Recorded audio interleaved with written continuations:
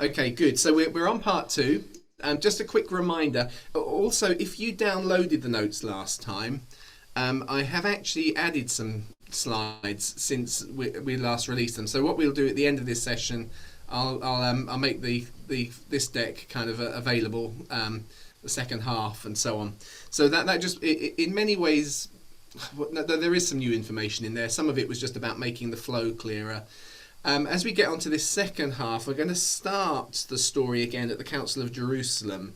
What we were doing last time is we were unpacking the book of Acts and the alongside, if you like, the history of the expansion and growth of the church and kind of demonstrating the two together. And we technically got just beyond the Council of Jerusalem, but the Council of Jerusalem really kind of acts as a kind of a key turning point. So I want to kind of use that as part of the conflict, as how the gospel now really does go out into all of the world. So let's come back over here. There we go.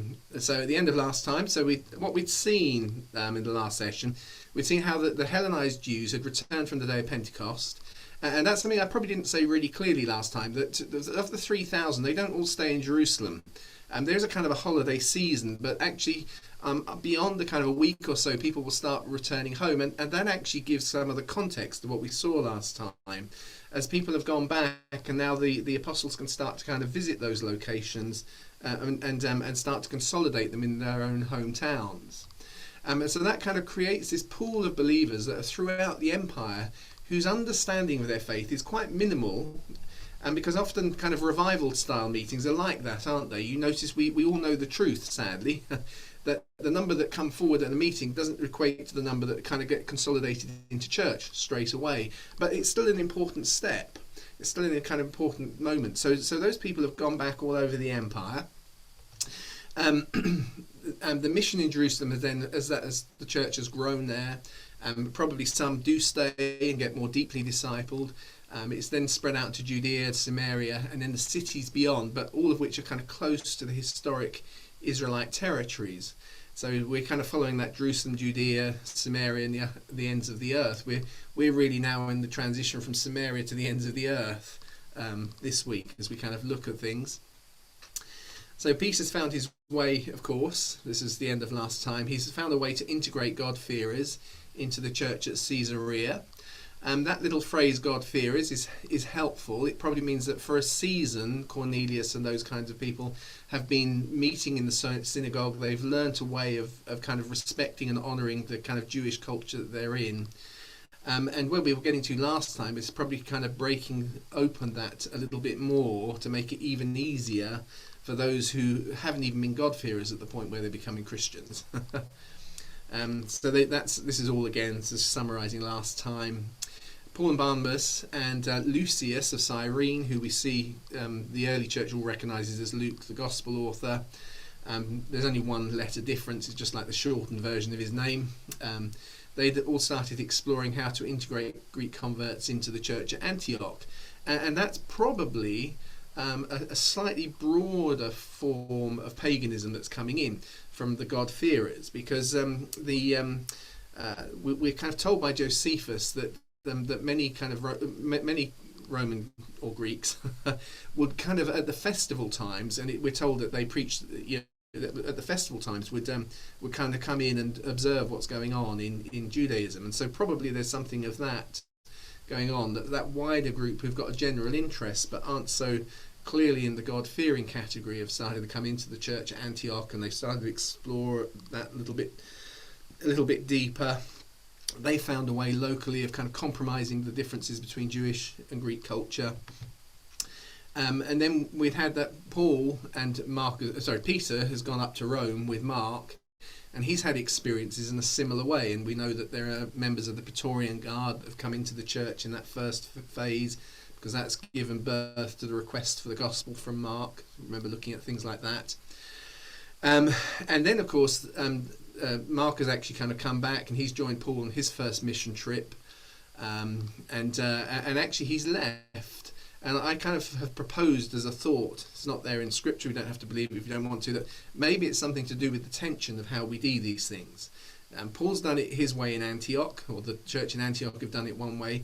Peter has done it one way in Caesarea, and now up in Rome he's found some sort of a way.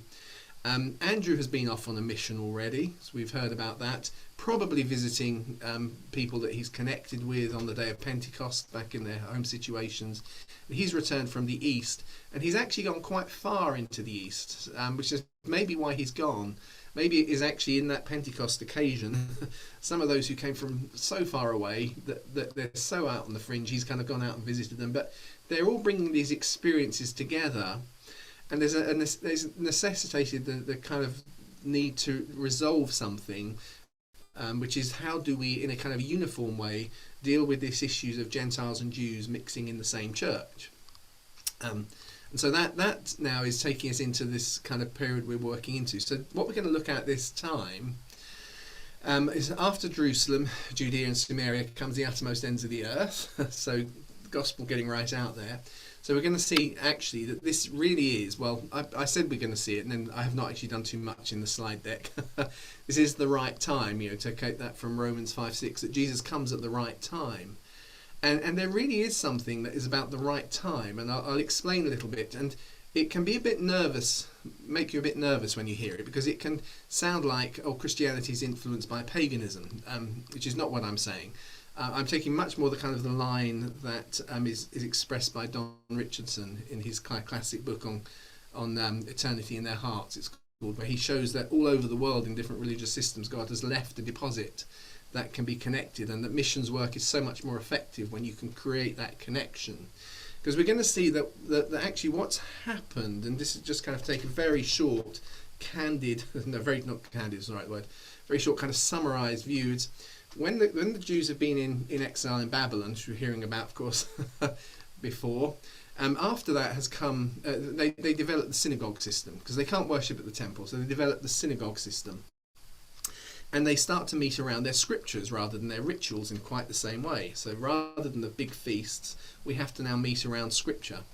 And they had established a system, then the Greek Empire had eventually taken over and spread those Jewish communities all over the world. So those are the Hellenized Jews. They're all over the world, and their form of Judaism has within it an eating together, a fellowship dynamic, and a scriptural dynamic. And that Hellenization, so I got that little blue circle there, Hellenization, as it had interacted with kind of general paganism, had actually kind of created a sort of modified henotheistic paganism. And so what we're going to see is that actually that's kind of key in some of the places where the church really grows. And not only had it kind of created a change in the way that even paganism was working at this point, because paganism really was not much more than superstition. But actually, because of the influence, and for about 300 years, we start to see certain pagan systems kind of coming together and adopting some of these issues of there was no, you see, there weren't traditionally pagan scriptures. But we start to discover that there are a couple that now do have pagan scriptures, and there weren't little kind of house communities, but they start to adopt that. And that's been happening even before Jesus has come. And it kind of creates a really good environment into which when the church comes, it's able to make the jump over from this kind of community of Jews in all of these places and into a pagan world which is interfacing with them, but also equally, even when it's not interfacing, has been affected by Judaism in the way it does its structure, which makes the job of incorporation into the church a much easier process. And that big pink area really is what covers the world, where paganism is in a kind of eclectic, pluralistic, practice-based religious life, i.e., it's superstition. You touch your heel, throw salt over your shoulder. This is the way it's often expressed, and that's a much harder thing. And we'll see. It takes longer for the gospel to get into those areas. It easily transfers. So it's kind of like that. Take that verse there. At just the right time, Jesus has come. The mission has started. There is a step into Hellenized Judaism, which has already had to deal with how do we live alongside pagans, and has produced already the kind of habit of God-fearers. That apparently is a much more common experience in the Jews outside of Jerusalem than it was in Jerusalem, where they can ignore it. So Hellenized Jews have already had to face these issues to some degree. They've got kind of a way of doing it in certain contexts. the Christian gospel comes and is now really a Christianity that goes beyond Judaism in a new way. It finds a good home in Hellenized areas. That actually, in some of those same Hellenized areas, there is already a much bigger layer of kind of pagan belief and practice that has adopted certain habits based on the synagogue system that's been spread all over the world, and that makes it easy for some pagans to come in.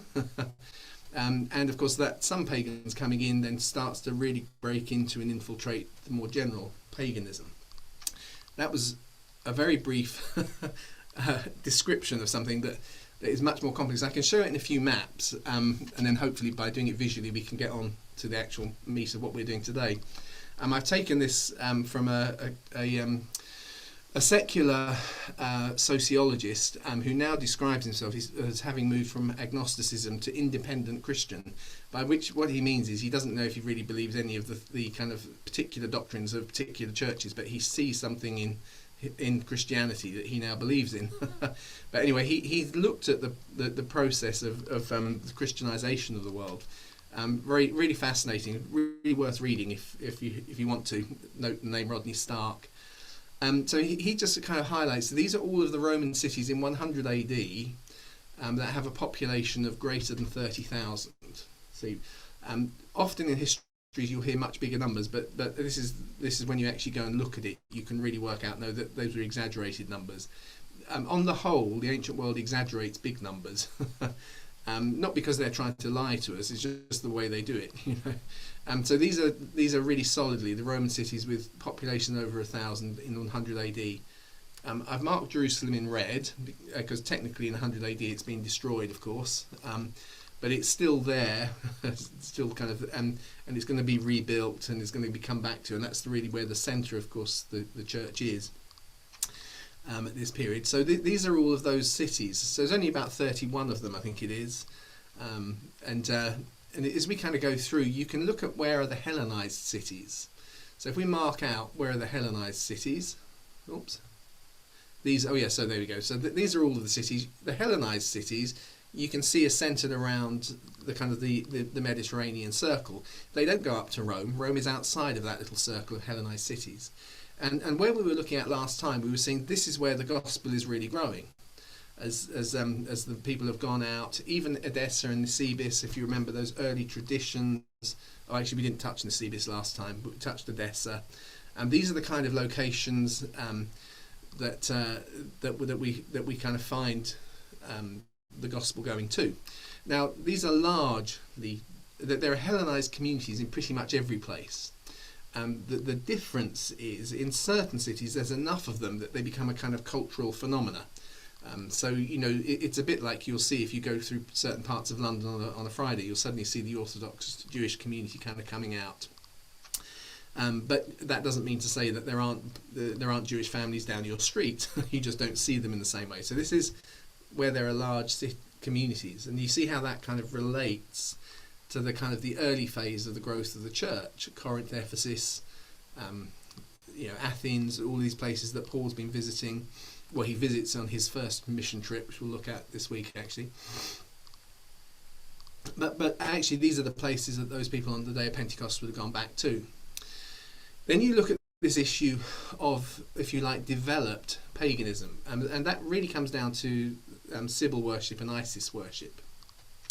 So in these two contexts, Sibyl is referred to as the Great Mother, and both of these situations, Isis, of course, was originally an Egyptian god, but in both of them, what's happened is people have started to recognise the benefits of the Jewish god, and so they started to recast their old mythologies, whereby one god in particular rises right to the top.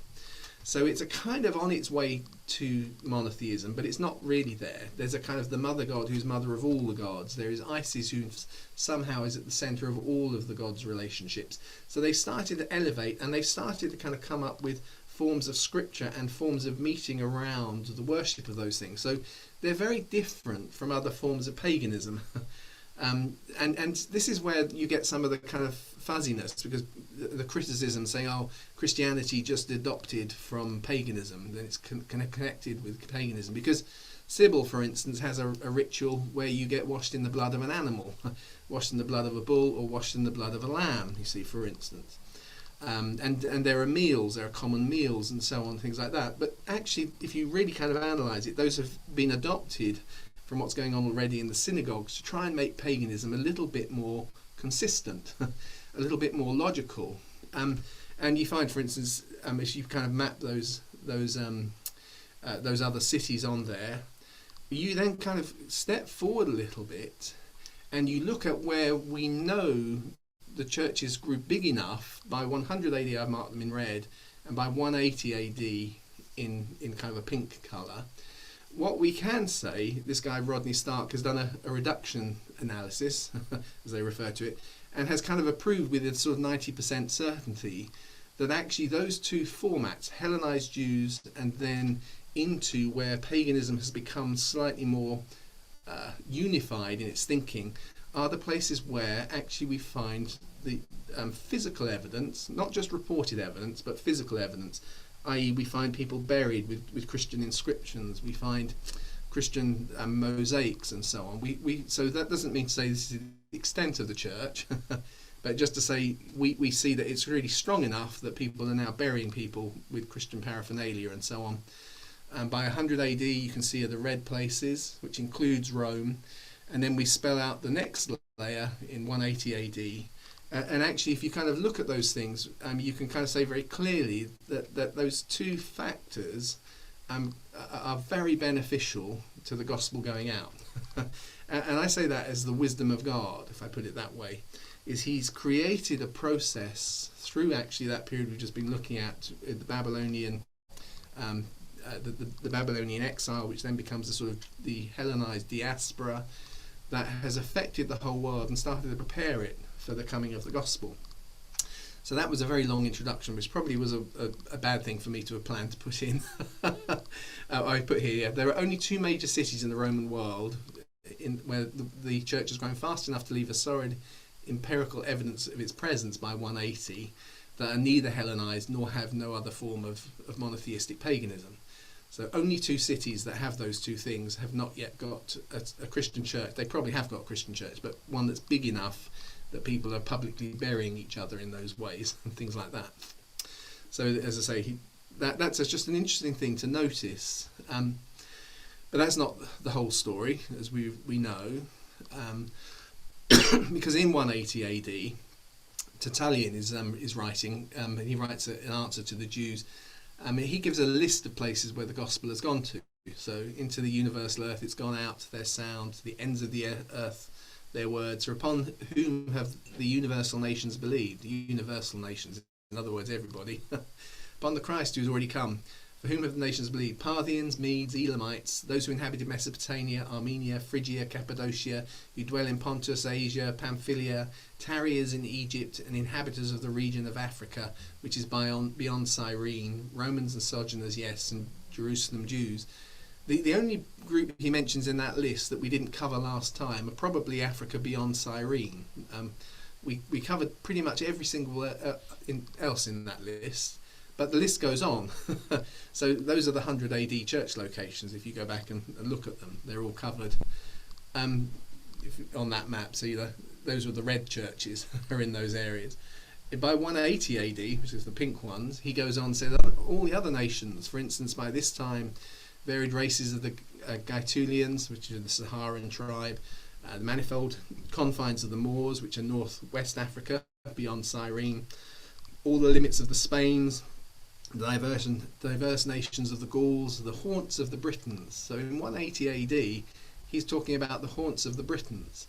It's interesting that he uses that word, the haunts, but actually the Romans are based in London, and most of the early legends of Christianity are actually in the West Country. So they are the extremes away from where the Romans have less influence. So the haunts of the Britons, inaccessible to the Romans, you see, but they're subjugated to Christ, which here's Tertullian writing in Africa about a situation on the far side of the world which actually fits very well with the Christian legends of the UK. The Sarmatians, who are based in Ukraine, Dacians, Eastern Europe, the Germans and Scythians, which are now north of the Caspian Sea, and of many remote nations and provinces and islands, many to us unknown, which we can scarce enumerate. And that's much more like the list that is there in 180, but it's further than that. And what we're going to actually explore today, and we're going to see, is actually the church starts to push into these areas that Tertullian is talking about in that first 70 years before the destruction of Jerusalem. The church is already beginning to push into these areas that Tertullian is talking about here in 180 AD. So, back to 49. So we remember Paul and Barnabas have visited Jerusalem after their first mission trip. They report back. John Mark's given a report probably of that trip. There's been some tension, may have caused some questions. Peter and James and John come to an informal agreement with Paul as to how to manage Gentile believers. Andrew's still heading back in 48 AD. He crosses the Caspian Sea by boat. And in Jerusalem, James writes a letter, you see, which gets sent out to all of the little embryonic churches as they are. So James' letter is carried by Jewish believers, and some people interpret its message as being actually you've got to take on the formal elements of Judaism.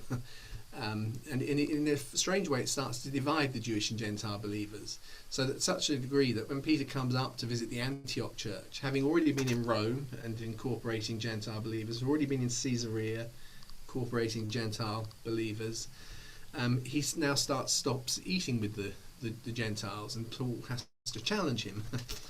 So after Peter's visit, Paul writes to the Galatian church, and he writes the book of Galatians. And Andrew's now back in Jerusalem, and so it causes them to come together for the council to address the Jewish-Gentile problem, as we know about it now. We know how that resolves, and I'm not wanting to spend time about thinking about it. But they resolve the issue at the Council of Jerusalem, and at that point, a new wave of missions really kicks off. Some ancient traditions make this the point that Mark now goes down to Alexandria. So he's already been up there in Rome. He's now in that mix. He's produced the first Gentile gospel. Remember, Matthew at this stage is still in Hebrew, and that's probably why Paul had taken him on his first mission trip. You see, because he has a Gentile gospel, but he's left and caused that disruption. So anyway, he perhaps heads off down to Alexandria. And this, when I say Mark, I don't mean Mark the gospel writer. I'm just saying this Mark. Oh, that's unfortunate. I put an apostrophe in there. This actually marks a new form of Gentile mission, not Mark's gospel. so I was working out why that was confusing me.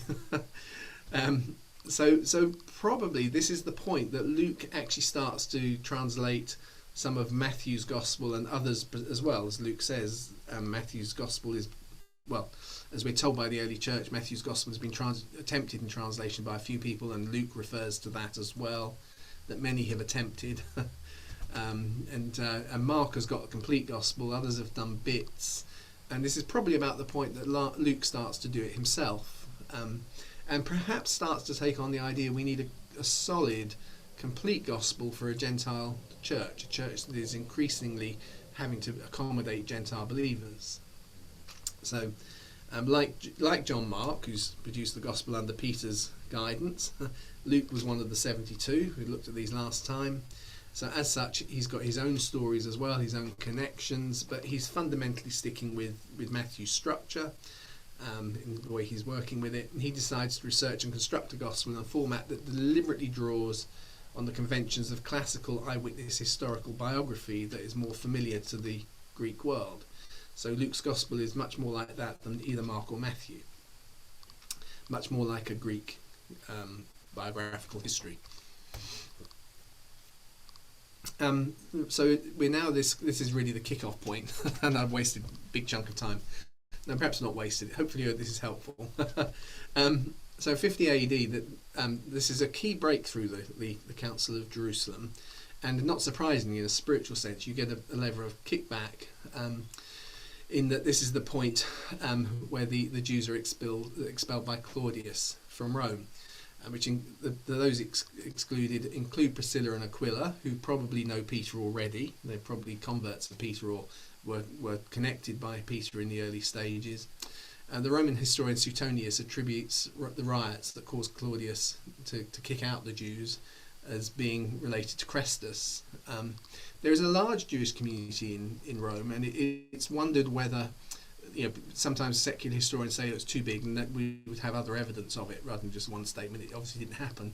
But perhaps more likely it is actually those specific Jews who are related to the conflicts around Chrestus. So the synagogues that are most impacted and affected with the Christian church. Now, at this point, I'm going to say, and don't worry, we're going to unpack it. In 50 AD is also going to mark Matthew heading probably into Africa first, travelling down the Nile, and also Bartholomew is going to start heading towards northern India, carrying Matthew's gospel. The Bartholomew may have set out slightly earlier, and there's a few things like this that I'm still kind of shaping the chronology of this later time, so I might shift some of these things around, but it is a nice safe base. Matthew and Bartholomew may have started this process slightly before 50. But in 50 AD is when Paul sets out for his second missionary journey. So he sets out overland, he revisits the southern Galatian churches that he planted on his first trip. And then they pick up a mixed culture believer, probably because actually they've got issues. It's quite helpful in one sense. Timothy represents a great opportunity to try and really work some of these things through. That they now have the letter that's been signed by the apostles to say this is how we see things and this is how we're going to go forward. He carries that decree, but things are still sensitive, so Timothy agrees to be circumcised. Eventually that's not going to be necessary, but maybe in this phase it still is a little bit. The churches are maturing and they're growing daily, which we read about in Acts 16. At this point Paul is prevented from speaking in the regions of North Galatia and in Phrygia. But actually, we know that Andrew's already been through there and established churches. And you can see the wisdom of the Holy Spirit here, is that suddenly out of the blue, if Paul turned up there with a totally kind of message that culturally felt very different to what Andrew has described to them on his first journey, it's all very well for Paul to say, but Andrew was fine with it. But he's established the churches, and probably Peter has visited them as well. So you can see how that kind of sense of guidance is really just making space for a good process under those who'd really had early foundations in them. And in a similar way, though, Paul's prevented from going into Bithynia by the Holy Spirit, which again is an area touched by Andrew. Paul and Silas are joined, though, at Troas by Luke. And we can tell that in the text because the text suddenly becomes we rather than they, and they set off for Macedonia. So Luke is travelling with them now. Luke, who, as remember we saw, is one of the planters of the Antioch church, the men of Cyrene, who've come up and who commissions and lays hands on Paul on his first missionary trip. And here, in a very lovely little kind of pastoral way, we see the connection he has as a leader in Antioch, coming and joining the mission that Paul and Silas are on. They stop in Philippi and plant a church, where Paul gets publicly beaten up and plays his Roman citizenship card. And Paul leaves, but it does seem that Luke stays because he drops out of the narrative again. And it may be because in agreement they've decided he really does need to finish his gospel. We really need this for this layer of mission. So meanwhile, if we go back to Bartholomew, Thomas and Matthew I touched on earlier. In 50 AD, and I'm going to put it here because it is Matthew's gospel, and although Mark's gospel now exists,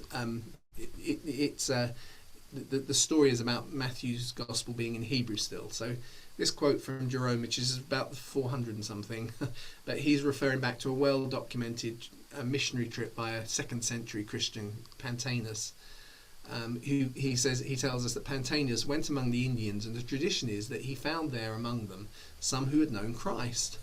For the gospel according to Matthew had preceded his coming, for Bartholomew had left them the gospel of Matthew in Hebrew letters. So at the time that Bartholomew has come, Matthew is still only available in Hebrew. So this seems like a good point to kind of put it.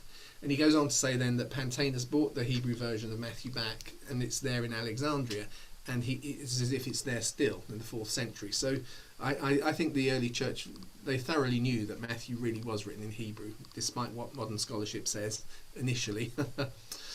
And modern scholarship is actually increasingly being pressured on this issue because there's kind of various observations since the 80s have been made that sorry, I've got to stick to the story, but there's nothing written in Matthew's Gospel which is written in Greek that doesn't have a direct equivalent grammatically in Aramaic, in Hebrew, I should say.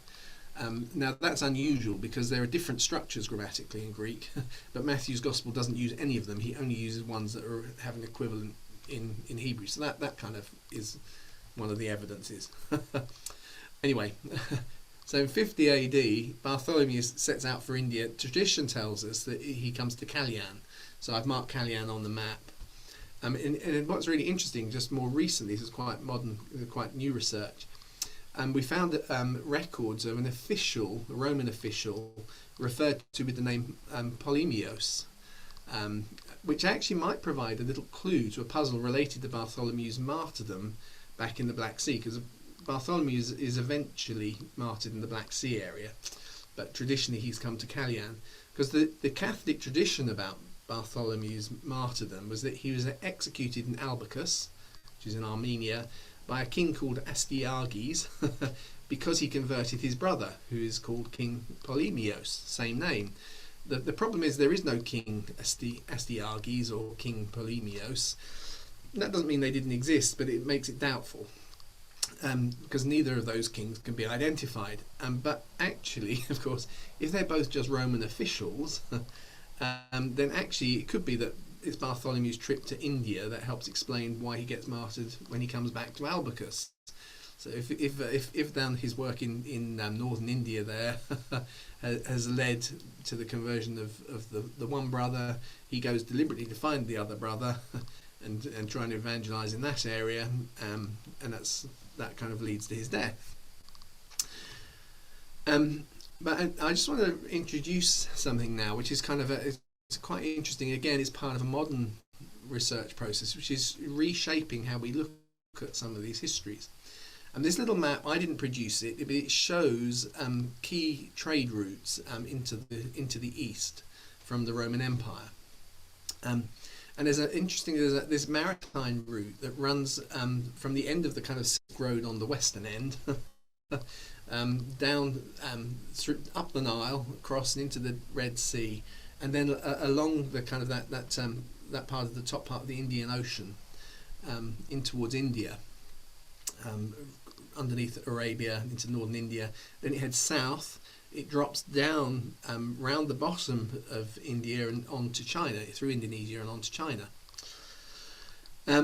Because we're going to see this map actually helps it fit a lot of the kind of traditional legends about the Christian gospel going out. So when Bartholomew went, perhaps around 50, he may not have travelled alone. Back to that map, we'll see why. Because actually, as we were thinking about this guy, George Alexandru, who put together the travels of Andrew, there is an Ethiopian Coptic tradition that Andrew has to come down to Matthew, who's in Africa. And he fits that into 50 AD, this trip of Andrew to rescue Matthew, which means that Matthew has already moved into Africa, of course.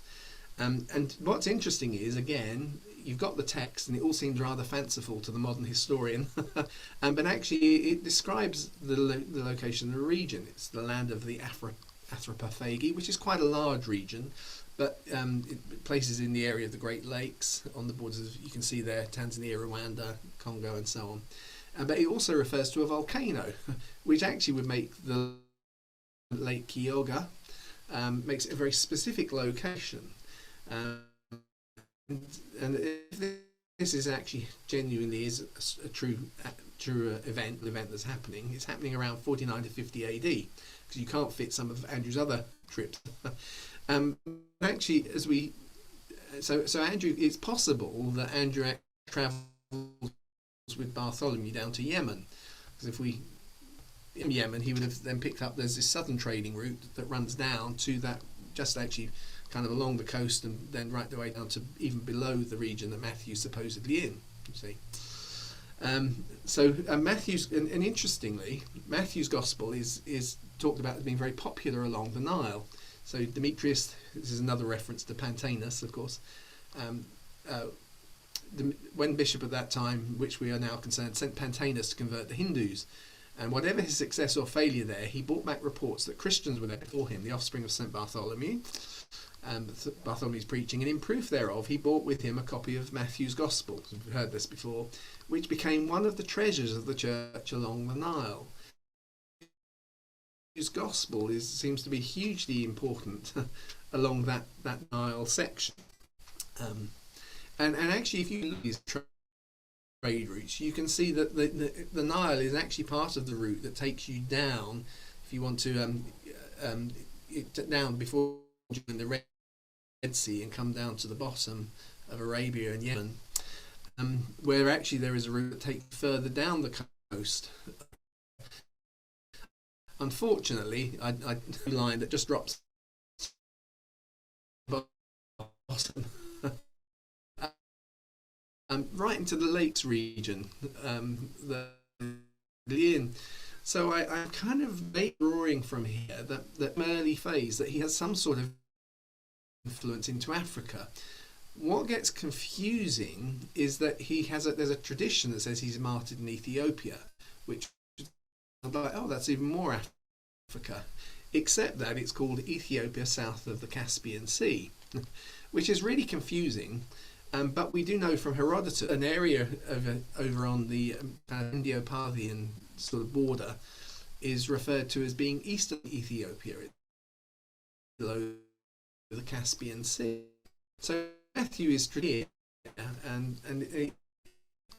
down in Africa, it's across more towards India, Iran, Pakistan.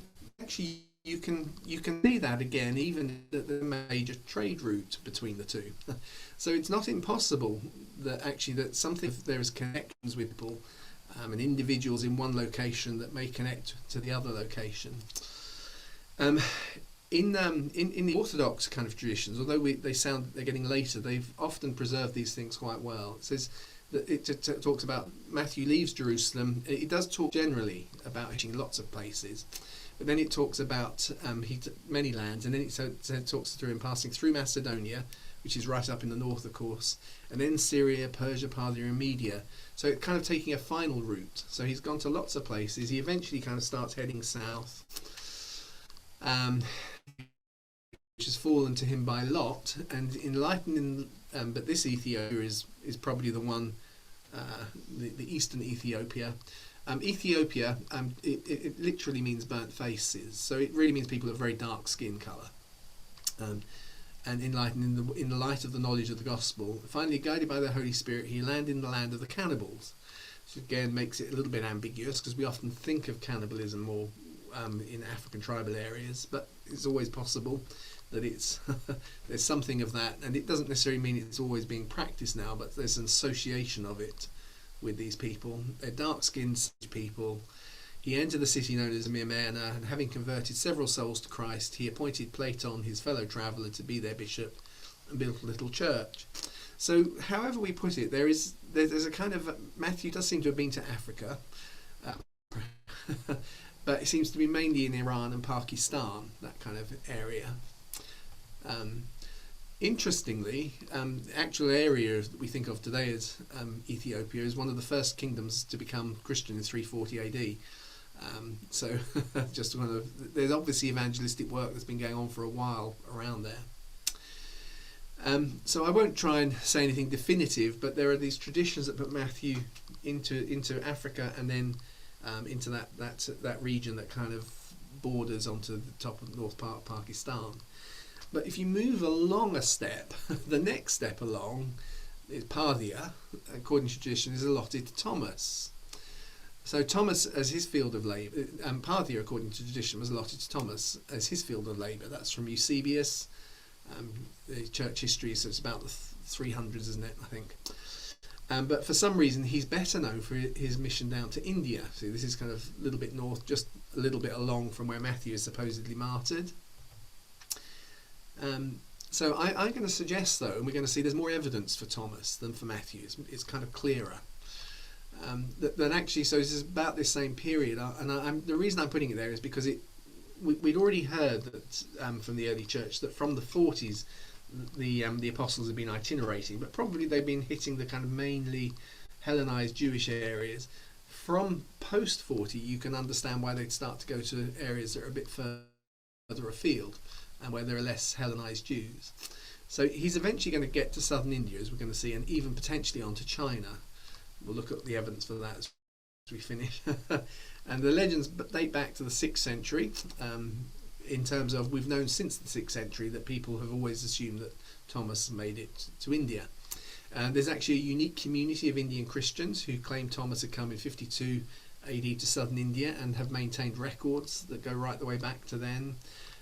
Interestingly, that Christian group was persecuted when the Portuguese came, because they were clearly they were much more Jewish in the way they practiced their Christianity. They celebrated Passover and all the Jewish feasts, for instance, and they'd also become a bit synchronized with the Hindus at the time, and that was seen as, therefore, they didn't want, and so there was an active suppression of the idea that Thomas was the originator, because that would give them apostolic succession for their beliefs, and they didn't like that. So interestingly, in the 9th century, this belief was so common through Christendom that Thomas had gone to India, that actually Alfred the Great sent a bishop to go to visit where St. Thomas had been in India. That was in the 9th century. But at the end of the 19th century, actually, a book was found called the Acts of St. Thomas. It's clearly Gnostic. It's a romance, so it's got Gnostic ideas in it. For instance, it makes Thomas, who's called Didymus the twin, Jesus' twin brother, identical twin brother. You can see it's Gnostic. It's also a bit more of a kind of a romance with poetry in it and so on. But historians started to take the book seriously, because it does name people and places that you can actually go and verify, and it does have some of those details in it. And actually, it tells the story of Thomas's journey to India with some detail. So at the end of that 19th century, just after actually the Acts of St. Thomas had been found, it is found in the same cache of documents that include the Codex Sinaiticus, which is the oldest extant version of the complete version of the New Testament we have. As a complete, it's not the oldest fragment; it's the oldest entire text. Because at the end of the 20th century, there's an unknown Raja. They found a cache of his coins. His name was Gondophares, and he was identified by coins that date to the 1st century. He actually dies in the late 40s, so it may be that Thomas set off on his journey even before the 50s. But it actually, because of that fast trade route that we've already seen, we've looked at, we've thought about, he may have been going backwards and forward between the area he'd been assigned to. So the fact that the Acts of Thomas refers to a Raja that history had forgotten about until they found him at the beginning of the 20th century, and can date him quite precisely to the region in Indio-Parthia, which is exactly the region that Eusebius says was Thomas's kind of territory that was allotted to him, was interesting. And then in the 30s, a Roman trading post was excavated in southern India, and textual descriptions were found that showed that sailors had totally mastered the monsoon winds, and they could make the journey from the Red Sea to South Kerala in just 40 days. And that's part of the thing I've already shown you, the trading route. And then it was noticed that there was always a text in a Greek geographer who'd been around for centuries, Strabo, who actually claims that 200 ships a year went to Malabar and back. All these different names, Kerala, Malabar, they're all the same location, the same region, and exactly the same region that Thomas is supposed to have come to with the gospel. And the spice trade peaked in the mid-1st century. So here's an interesting little fact. It's now accepted by historians that it was easier and cheaper to get from the Mediterranean to the South India in the 1st century than it would be again until Vasco da Gama actually discovered the sea trading route to the Indies in 1498. So the 1st century, hear it that way, it is more than probable, and that's the route I've been showing you, is more than probable. It was the easiest time for over 1,000 years to get from the Mediterranean down to South India, and actually beyond. So these trading routes are amazing. Remember, going back at just the right time Jesus had come just the right time. The gospel has come at just the right time for these things to really make use of these trading routes. We often think of trading in the Roman Empire as being by roads, but it is not. The roads are almost universally used for soldiers to march on. Trade is almost always done by ships. It was much faster. But actually it was about the military moving from place to place. That's why they built roads. So in AD 50 we can see perhaps Thomas is in Indo-Parthia. He's in the northern part before he gets down to the south, because the southern testimony of the church down there is he doesn't arrive till 52. Bartholomew is in Callian, which is actually a bit further south than Thomas at this stage. And perhaps Matthew is in Africa still. He's going to come over at some point and be just along the coast a little bit. So back to those trade route links, you can see them all. So here's Lake Kyogre. Actually, that's not quite the right location. But it's not far off where it says Lake Kyogre. You can see this trading route, and this route all the way from the Mediterranean. Hopefully you can see my mouse. I'm trying to trace it through, down through around the bottom of Arabia and up to these same regions. This is eastern Ethiopia, where I'm kind of clicking about where the IND is of Indo-Parthia. Then you go along a little bit, you come to Indo-Parthia, and you come to the kingdom of Gonophares, where Thomas is supposed to have come to first of all, when he first arrives in India. And then you get Callian, where Bartholomew is supposed to have got to. And then down at the bottom we have Kerala, which is the location that eventually Thomas comes to in southern India, which establishes the churches we see there. But you see how they all fit on a route, and that entire journey can be made actually from the Red Sea, it says. So from the Red Sea all the way down to the south of India can be done in around a month. It can do it all in around a month on a boat. So anyway, yeah, let's keep going.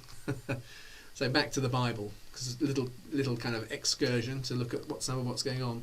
A quick comment on that. You see, part of the thing is we only have the history we have of Paul because Luke wrote it, and he probably wrote it because Paul is going to is going for his trial, and he needs to have documents for his defence. And I think that's the best understanding of Luke's gospel and the way that Luke's gospel is finally put together. It becomes the first half of the book of Acts, which really acts as a very good defence for Paul and his behaviours. But actually, we know that the apostles have been travelling all over the place. They, on the whole, have travelled east, and unfortunately, of course, the history of the East has predominantly been lost because of the arrival of Islam and the destruction and burning of documents and all of those sorts of things that regularly go with those things from the 9th century onwards. So we've lost a lot of knowledge, although a lot of it seems to be locally hidden, and it is gradually being uncovered in Old Nestorian and Coptic and Eastern Orthodox kind of locations and monasteries and so on. So anyway, back to the Bible, keeping an eye on the time. Oh, right, okay. We're now on to Paul's second missionary journey. So Paul travels through Thessalonica, Berea, Athens, and arrives in Corinth. Remember, he kind of does that circle. He meets Priscilla and Aquila, who have started a business there after being expelled from Rome. And I put around 170 we read Dionysius, who's the bishop of Corinth, actually makes Peter and Paul the planters of the Corinthian church. Which probably means, just as I think we looked at last week, that Peter is seen as being the apostle in charge of the Alexandrian church because Mark was his kind of man, his disciple, and Mark had planted it. So you can see this little bit of ambiguity. If actually Priscilla and Aquila have turned up from the Roman church, where Peter has been their church leader, planted the church in Corinth, that therefore there's this little ambiguity that it's both Peter and Paul planted this church. Because there is no doubt, of course, that Paul's input really consolidates it, but the first person there was perhaps someone who've come on the instigation or advice of Peter and have started something there. And so they employ Paul, of course, in Acts. In Corinth, it's probably where Paul meets a guy called Erastus. So Erastus is mentioned in Acts. He's a supporter of Paul. and he's referred to as the city treasurer in Romans, and again in 2 Timothy. He's mentioned again, not as the city treasurer in 2 Timothy, he's just mentioned again. In 1929, the mid-first century inscription mentions Erastus, who of course is very significant because he's there referred to as the city treasurer. That's a very high level position. And it was found near a paved area northeast of the theatre of Corinth, and it actually reads, Erastus, in return for his idolship, paved it at his own expense. Now, an idolship is not what my mum thinks I did through most of my teen years. Is actually a public finance role. So he's referred to by Luke as the city treasurer, and an idolship is something a city treasurer may well have, see, because it's a role looking after public buildings and it requires the administration of public finance. So there's a nice little kind of connection there, little touch in. So we'll leave Paul there in Corinth for a while and go back to Andrew and the journey he has. So the rest of Andrew's life is going to be spent in missions kind of directly to the north of the Black Sea. It's hard to fully unravel because we know he kind of spends quite a lot of time there, and we know he travels beyond 70 AD, which is where I'm finishing today. And he's probably in Ephesus around 67 AD, and as part of the commissioning of John's Gospel, where he seems to be the senior apostle, probably because Peter has now died. He's been executed in Rome. So I've got a little kind of route that I put together from the articles I was able to track down that were written in Greek, unfortunately, originally, by this Orthodox researcher, where you can see him kind of, in this period, you can see he's travelling extensively around the top of the Black Sea, right the way up into the Scandinavian countries, back down through Poland, Romania, and so on. And I haven't really put them in, but there seem to be a kind of quite a lot of loops around the bottom of the Black Sea later on, but probably post 70. So, so he is setting out. Basically, he's probably between 51 to 67. He's on this kind of journey, this trip. He starts off by going back where he started on the eastern edge, Pontus, and then into Armenia. But he works his way around to the Sea of Azores, southern Russia. And then up and so on. We'll cover them as we go. And so in 52 is the time that Thomas arrives in southern India. So I should probably say southern rather than India. And again, this is written in the 4th century. There's nothing in it intended to trigger anybody, but it's just the way that they're writing. It was to a land of dark people he was sent, to clothe them by baptism in white robes. To give this context, Ephraim of Edessa is where Thomas's relics finally end up, and this hymn is about the relics of Thomas. So he says of these relics, it's to a land of a dark people he sent, to clothe them by baptism in white robes. His grateful dawn dispelled India's painful darkness. It was his mission to espouse India to the one begotten. The merchant is blessed for having so great a treasure. This is the merchant who brought the bones back. Edessa thus became the blessed city by possessing the greatest pearl of India could yield. Thomas works miracles in India, and at Edessa Thomas is destined to baptize people, perverse and steeped in darkness, as in the land of India. In that land of India, so that's the kind of the thing, the hymn, which dates back to the 4th century. But we also have the local records of the church there. So Thomas apparently arrives at the Malabar coast, 52 AD, and there are various Jewish colonies. So again, we're seeing the same pattern, that Jews first and then also to the Greek, that Paul is following, because the Hellenized Jews are very open to the gospel. They're already dealing with this issue of being Jewish and worshipping a Jewish God in a context that's pagan. So he goes there, he moves up the Periyar River, planting 7 churches as he goes. Kundangalur, I won't try and pronounce them all, but the fact that we even know the names of these places, you see, from the church records, and the Malabar Church even remembers the names of some of the people that Thomas baptized. That again was similar to an Orthodox situation I encountered when I was in Macedonia. In Albania, which is part of where Paul comes to, where they say that the church records go right the way back to people that Paul actually baptized. And I think that's not unreasonable. I think It's totally understandable. If you want to be sceptical, you can say, oh, well, those things be forgotten and we shouldn't give any credence to them. But the fact that we have them is kind of challenging in its own way. But if we go back to the Bible, so we'll leave Thomas down there in 52, working his way up the river in India. So Paul's second missionary journey is continuing. So he's from his base in Corinth. He writes 2 letters to the Thessalonian church, which he's had to leave in a rush. Paul ended up being brought before Gallio after he's been beaten up. And Luke's gospel is coming together. So that's what's going on in the Mediterranean world. Andrew is moving off, as I said, in 52. He sets off again. He's back to Pontus, then to Georgia and to the Caucasus, and up to the Sea of Azov. Paul then sets out for Ephesus via Cenchrea, with Priscilla and Aquila. And at Ephesus, Paul goes just once to the synagogue and then leaves for Antioch. And he leaves Priscilla and Aquila in Ephesus, where they meet and train Apollos. Paul arrives back in Antioch. Paul now is going to start a slow journey back to Ephesus through the churches that he's already planted. So he's going to he's in many ways, we should understand Paul's mission work. He talks about to the Jew and then to the Gentile, Jew and then to the Greek. In the book of Acts, we mainly see him working through the Hellenistic communities.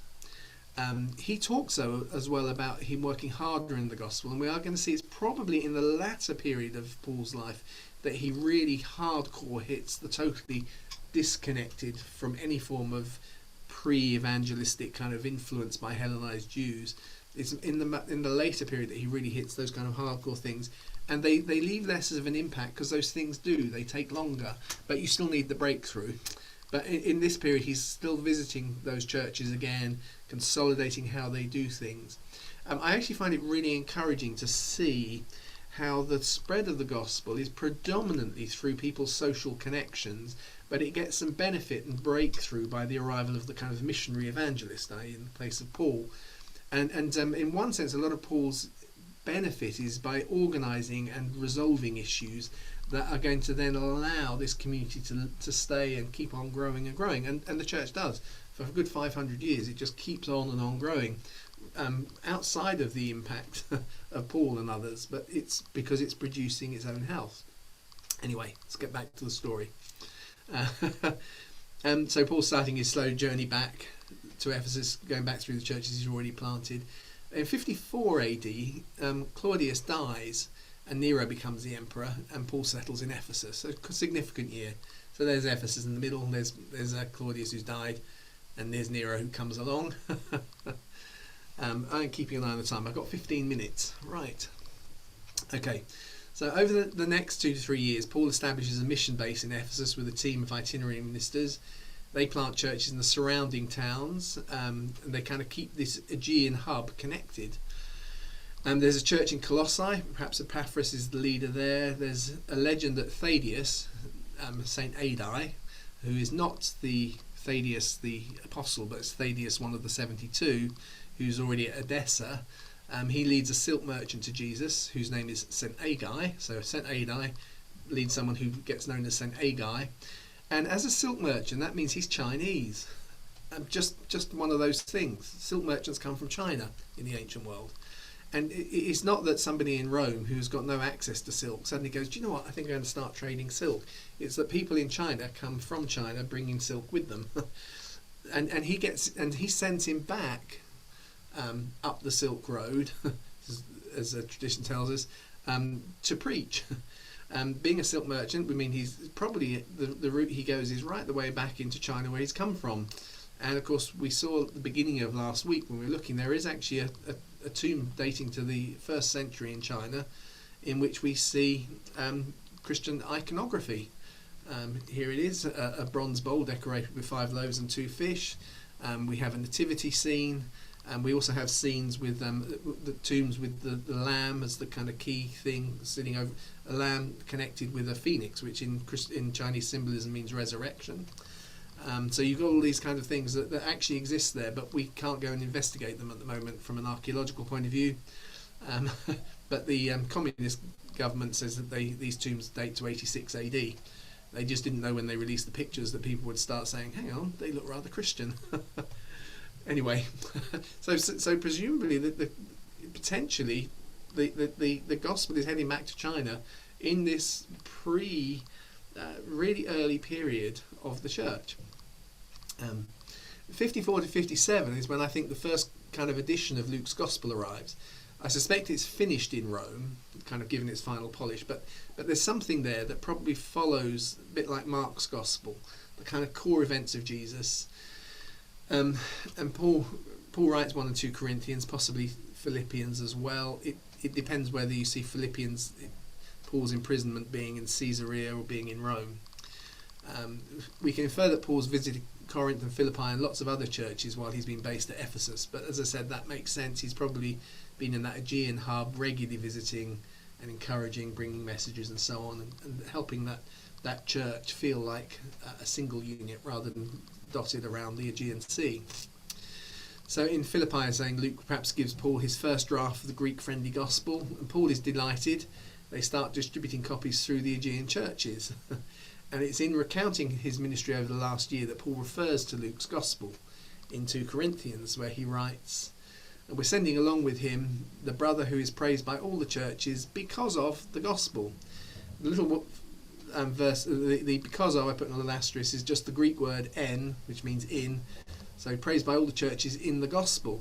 Most English translations add words that aren't there, like service to the gospel, preaching of the gospel, but it just says in the gospel. And the use of the word en is often understood as just meaning because of. So you see that in Matthew 26, for instance. All of you will be made to stumble because of me. So it's not the word in there, it's because of. So actually, if you translate that naturally, it's just that Paul is kind of acknowledging that Luke has been working hard at getting his gospel out to the churches. And that may even be kind of captured in reference when Luke talks about many who had looked to translate, is that he may have been working with a team of folks getting these things together, and eventually he's kind of created through those connections and distribution around the Aegean hub a kind of a full version of the gospel written in Greek. As it's not fully Luke's gospel yet, because he's going to add to it when he's in Caesarea and then in Rome, but it's kind of a working, sensible, covers the same kind of material that Matthew and Mark have covered already. So let's keep going. Doing this at speed. We're not doing too badly. So 57 to 54, Andrew's heading back. He's heading north at this stage. He goes to Donetsk, to the Crimea, up to Kiev, and to the Scythians of the Ukraine. And these are all traditional stories held by the Orthodox Church. But what's interesting is they actually follow an established route that is known. He had gone north by river to what is now Moscow, to Novgorod, and then to Lake Lagoda, Valum, which is a common and relatively easy trade route that follows the river most of the way up. So it's actually those long internal rivers that run through Russia. So they've become key to a trading route. So 57, Paul's route to Rome. Towards the end of Paul's circuits around the Aegean, of course, he writes to the Romans from Corinth, telling them that he wants to visit. And Peter doesn't seem to be in Rome at that point. He takes a last kind of circuitous route, pastoral tour, heading to Jerusalem before he's going to visit Rome and then Spain. He picks up Luke in Philippi because he's already expressed he'd like to get to Spain, Rome, and then on to Spain. Paul and Luke and others travel with him to Jerusalem. They're received by James and all of the elders. So there's no reference to Peter because he's perhaps not in Jerusalem at the time. He's perhaps heading slowly back towards Rome via the churches he's planted in Samaria, Syria, Asia Minor, and so on. And now there's a reference to John, who according to tradition is going to make his base in Ephesus, along with others of the apostles as well. And then, of course, we get the chain of events that actually mean that leaves Paul under arrest in Caesarea, which is where Philip now lives. And he's held there for 2 years. So I'm not doing the exact biblical story because you're all familiar with it. But got the little map of his trip to Rome. It's interesting, in 57 AD, towards the end of Paul's circuit around the Aegean, in 57 AD, we do read about a lady in Rome. At the end of the 57, Tacitus reports that a member of the Julio-Claudian dynasty, whose name is Pomponia, who's the wife of Aulus Plautius, who's the first governor of Britain from AD 43 to 46, was accused of practicing a foreign religion, superstitio externa, and she's tried before her own husband and acquitted. Well, when you say what is this strange foreign religion, it's possible that it is the cult of Isis, which was seen as more foreign than the cult of Cybele. But it sometimes could have been thought that way. But it's been around for 300 years, and while it was initially a suspicion in Rome, it's become more accepted.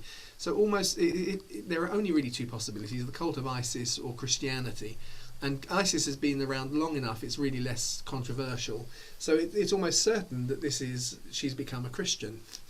And interesting, we find inscriptions in the catacombs built around 200, which name members of her family, the Pomponia family. And it's interesting as well that in the earliest it's 57 when Paul writes Philippians, but maybe 62, 63, he writes, "All the saints greet you, especially those who are of Caesar's household." So I tend to think this is written later, 63, 62. And who are Caesar's household? Okay, they have to be part of the family of Caesar. And this lady is a part of the family of Caesar. She is part of the Julio-Claudian dynasty, in that slightly extended family. And of course he refers here to members, plural. So there's at least her, and possibly another. So he's stating unequivocally there are members of that family within the church. Pomponia Graecina has been played. She's in the story Quo Vadis, which has been turned into a couple of different films. And interesting, her husband gives us another interesting little kind of connection to a possible early Roman Christian. This isn't gospel. This is kind of just interesting speculation. Because Aulus Plautius, her husband, knows Caraticus, who is the king of the famous court, where the ladies of the court were just passing by, who is a British king. So Aulus Plautius is Pomponia's husband. Now, I've been really careful here because there's a lot of rubbish written in the Victorian period, kind of British Israelism, and so I want to try and avoid that, but it kind of emerges because there are these weird little kind of connections, and so you're trying to get back to what is the possibility without taking on the rubbish. Just in case you're interested, genetics shows that the Britons were not at all related to the Jews genetically. So just so we can be clear about that. So we're not going to buy any of those stories that come from that period. But actually sometimes we throw out the baby with the bathwater, which is some of these legends appear because there are interesting little connections.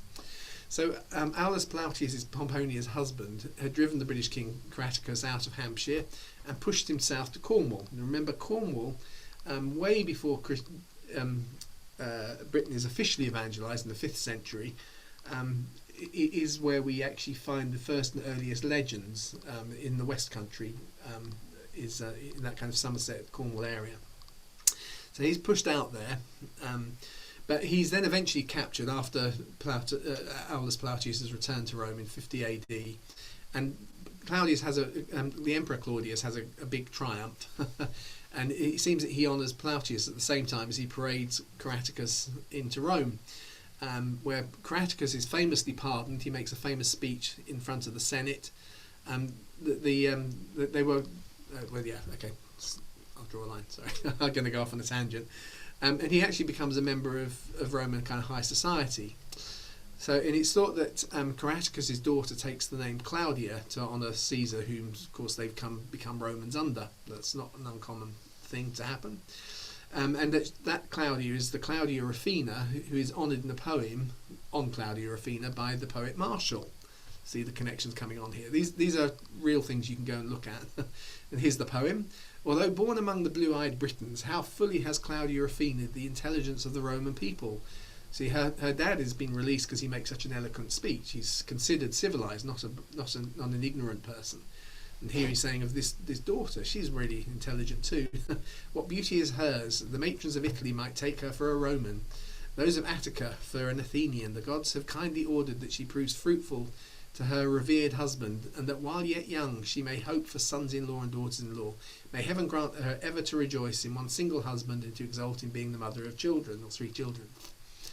He also refers elsewhere to someone he refers to as Claudia Peregrina Rufus, which just means the red foreigner, so it's the same person, and tells us the person that she's married to is also called Aulus Pudens. So we have Aulus Graecina, I don't know whatever his name was, and now we have an Aulus Pudens. And Aulus Pudens was a Roman centurion, according to Marshall.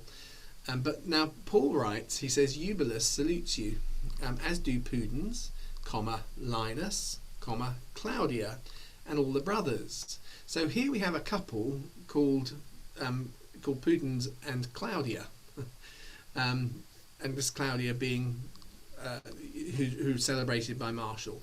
But it's probably not, there's a gap, you see, Pudens, Linus, Claudia. It's probably not the Pudens referred to here, because of that gap, and also because church tradition is quite concrete and solid that this Pudens is a guy called Quintus Cornelius, who is a Roman senator. So Paul is actually greeting a Roman senator, and the reason we're sure of that is because he bequeaths his house becomes effectively the beginning of the church in Rome, the official church building, and it's still archaeologically kind of tied up to the territories that belong to the Vatican and so on. So he probably is the one they're talking about. His family becomes the centre of the Roman Church. But we also know that this Pudens here has a son who's also called Pudens. So this Pudens could be the Aulus Pudens. And it may therefore be that Claudia here is a part of the chain. If her husband is still off as a centurion further north, and she's there as a kind of patron, and her house is part of what is being used by the church, Linus, of course, becomes the bishop in Rome after Peter. So at the time when Paul is writing, he's the bishop in Rome. So Pudens is the house that they're all meeting in. Linus, in one sense, is the bishop, not in one sense, in a real sense, and perhaps then Claudia, who's part of the family of Pudens, is the person who kind of hosts the family, as is common of the way that the church seems to work, with the female head of the house kind of becoming the honoured lady that gets related. So it's possible that these are Paul's final written words. The final words Paul ever would write is that he effectively is greeting a Greek official, because Eubulus is Greek for good counsel, a Roman senator, Pudens, a new leader of the church in Rome, and possibly a Briton from the ends of the earth, which I quite like as a thought. Something to think about. Oh, it's 45. Okay, we're nearly there. Maybe I can just rush through these last few slides. So Andrew comes back from the south. We'll have to jump through this bit. I want to touch Thomas making it to China. So the visit to China of Thomas is mentioned in books and church traditions that go way back. The example, the Song of Lord Thomas, which the earliest copy we have is from the 17th century, but you also find the Syrian Zuchnine Chronicle, which dates back to 775. And various Nestorian churches have maintained the stories, like the Law of Christianity, which is from around 1000, that tell us that Thomas makes it into China, which makes sense because I've left that trade route there. There is a trade route that finally kind of goes round through Indonesia and into China. And we're told that he's there before he comes back and is martyred in India. So anyway, Paul and Peter in Rome. This is 59 to 63. Nero's in the it's possible that Colossians and Philemon you probably date 63, because in 62 is when Mark hands over the administration of the church in Alexandria that he's planted.